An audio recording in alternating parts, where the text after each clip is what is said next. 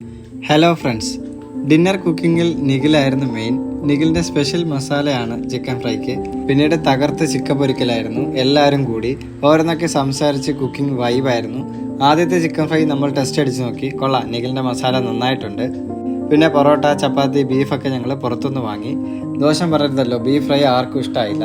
പിന്നെ chicken fry നൈസായിരുന്നു. ഫുഡൊക്കെ കഴിച്ച് റംബോ കുറേ സമയം തിരിച്ച് മറിച്ചൊക്കെ നോക്കി വാങ്ങിയ തണ്ണിമത്തം ഞങ്ങൾ കഴിച്ചു. പിന്നെ ഞങ്ങൾ ഫുഡൊക്കെ അടിച്ച് കിടന്നുറങ്ങി.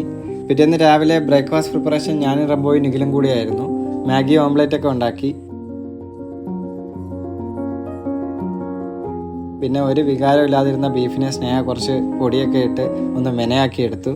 സ്നേഹ ഒരു കില്ലേട് തന്നെ. നിഖിലുണ്ടാക്കിയ ബ്രെഡ് ടോസ്റ്റും സൂപ്പറായിരുന്നു. അവൻ ഇടയ്ക്കിടയ്ക്ക് അത് ഓരോരുത്തരുടെ അഭിപ്രായം ചോദിക്കുന്നുണ്ടായിരുന്നു, കൊള്ളാവോ എന്ന്. ശരിക്കും നല്ല ടേസ്റ്റ് ആയിരുന്നു. അങ്ങനെ ബ്രേക്ക്ഫാസ്റ്റ് ഒക്കെ കഴിച്ചു. ഞങ്ങളുടെ 11 മണിക്കാണ് ഞങ്ങളുടെ ചെക്കൗട്ട് ടൈം.